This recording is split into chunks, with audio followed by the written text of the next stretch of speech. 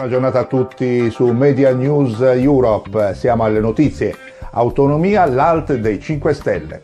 Il treno dell'autonomia regionale si è fermato, annunciato in partenza e diretto alle 3 regioni del nord che ne avevano fatto richiesta: Veneto, Lombardia ed Emilia-Romagna. Non si è mosso invece dai binari del Consiglio dei Ministri. I 5 Stelle hanno bloccato tutto. No a cittadini di Serie A e di Serie B. La Lega ha ribadito che il treno ha solo subito uno stop, ma partirà presto. Intanto, mentre in Consiglio dei Ministri si litiga, alla Camera c'è stato un duro scontro tra il Partito Democratico e il presidente Fico durante la discussione sul referendum costituzionale. Andiamo al retroscena di ieri. Matteo Salvini annuncia un vertice ma non si incrocia col Premier del Consiglio. Era stato quasi strombazzato come un Consiglio dei Ministri epocale. Peccato che Salvini sia arrivato con quasi 90 minuti di ritardo rispetto alla convocazione. Sedia vuota quando inizia la riunione di governo. Peraltro, quando Salvini arriva, il Presidente del Consiglio è già andato via da una mezz'oretta. Impegni privati, dicono nello staff di Giuseppe Conte, ma che i due nemmeno si incrocino. Il vice premier che dell'autonomia ha fatto una bandiera e il premier che sull'argomento dovrebbe fare una mediazione è quantomeno curioso. Per i leghisti una delusione. La speranza fino al pomeriggio era che Giuseppe Conte si assumesse l'onere della mediazione, che invece al momento non c'è stata.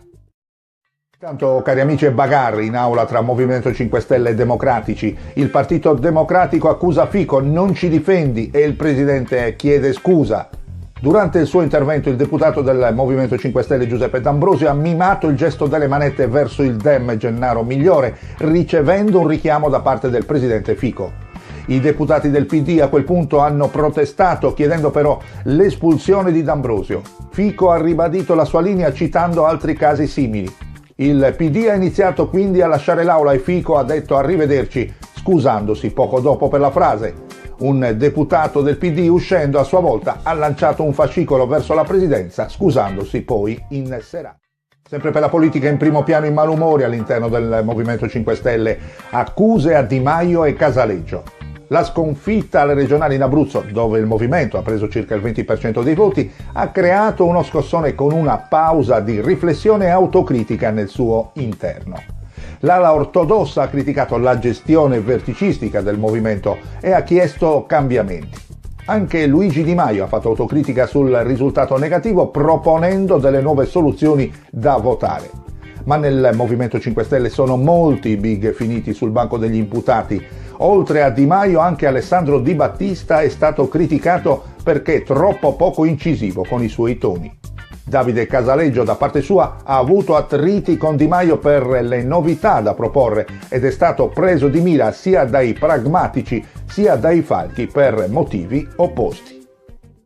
E veniamo a Forza Italia. La strategia è chiara: far capire agli italiani che se Berlusconi è tornato di nuovo in campo, pronto a candidarsi per le europee, è perché il momento è drammatico. Così ripete l'ex Presidente del Consiglio nella sua terza uscita consecutiva in TV, ieri sera a Porta da Bruno Vespa, nella quale se la prende ancora con gli italiani che non lo hanno votato abbastanza. Una linea che verrà testata in questi giorni nei sondaggi per verificarne l'efficacia, ma che ha già ottenuto un risultato.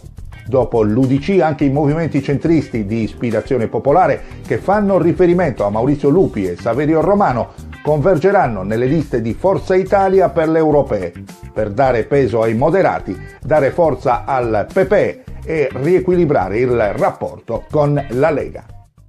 Gli esteri, il Parlamento britannico umilia la Premier Theresa May bocciando una mozione del governo per la rinegoziazione con Bruxelles per la Brexit. Ancora una sconfitta quindi per Theresa May, che rende più difficile il cammino della Brexit. Ieri il Parlamento di Westminster ha bocciato a larga maggioranza con 303 voti contro 258 una mozione del governo con cui la Premier chiedeva appoggio per la sua strategia volta a rinegoziare con Bruxelles i termini dell'uscita di Londra dall'Unione Europea. A fare lo sgambetto alla May sono stati i deputati dell'ala euroscettica del suo stesso partito conservatore, timorosi che la Premier volesse togliere dall'equazione la possibilità di un no deal, ossia di una Brexit durissima, senza accordi con l'Europa. Per questi apostoli della rottura netta ad un accordo pasticciato è preferibile un divorzio brutale, costi quel che costi. La bocciatura della mozione governativa non ha effetti pratici diretti, ma manda un segnale politico devastante alla Premier inglese.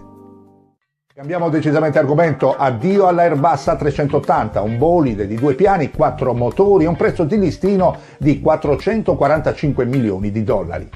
Un gioiello aerospaziale per i passeggeri più facoltosi, si intende, compresa la doccia su Emirates, la suite spaziosa e iper-tecnologica di Singapore Airlines, il micro appartamento con soggiorno, camera da letto e bagno su Etihad, il bar per gli aperitivi e le chiacchierate con perfetti sconosciuti o manager con i quali stringere accordi su Emirates Bis, il servizio personalizzato ed il set griffato di profumi, creme e lozioni per il viso e il corpo. Non è un caso se l'A380, il più grande aeromobile del pianeta, nato come risposta al jet statunitense Boeing 747, è il più apprezzato dai viaggiatori. Ma non lo sarà ancora per molto. Questo prodotto made in Europe sarà consegnato per l'ultima volta nel 2021, come ha confermato ieri l'amministratore delegato da Airbus, Tom Enders. Lo si vedrà ancora solcare i cieli per un po', ma il colosso europeo dell'aerospazio ha deciso la conclusione del programma di costruzione, non più richiesto da nessun vettore.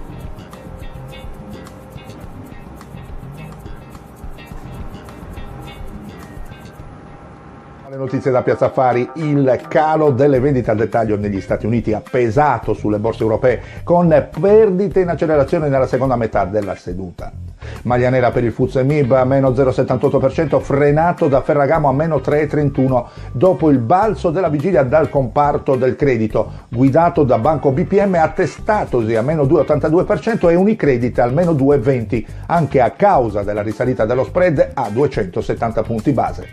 In calo anche Unipol al meno 2,66%, Azimut meno 2,35%. Bene Juventus a più 2,75% e Saipem a più 1,39%, promossa da Mediobanca che ha alzato il target price a 4,3 euro, oltre a Campari che si è attestata al più 1,18%. Nel segmento Star, balzo di Interpump a 5,93 dopo i conti e la conferma del buy da parte di Kepler Chevreux. Queste sono le ultime notizie giunte qui in redazione da Borsa Milano. Cari amici, siamo alla pagina sportiva. Inter Icardi via alla missione recupero. Oggi in programma il match ball con il direttore generale Marotta. Mauro Icardi può prendersi il suo tempo per provare a far pace e scusarsi con i compagni, che oggi rivedrà per la prima volta dopo aver perduto i galloni da capitano. Più complicato invece ricucire con la tifoseria. Al West Stadium di Vienna il sostituto di Icardi, l'argentino Lautaro Martinez, soprannominato il Toro, incorna anche il Rapid Vienna e mette in discesa la qualificazione agli ottavi di Europa League.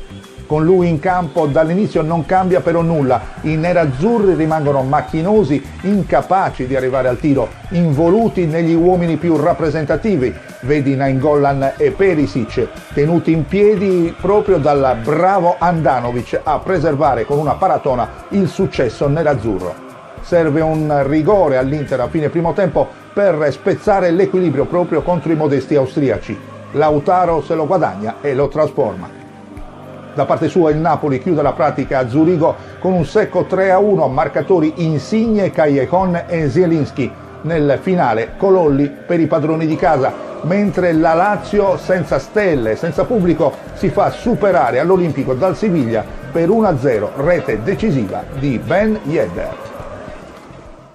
Siamo ormai in chiusura col nostro appuntamento per l'informazione dalla redazione giornalistica di Media Web TV Europe. Ringraziando naturalmente per la cortese attenzione, prima di cedere la linea al meteo, auguriamo a tutti voi la più cordiale buona giornata e buon fine settimana.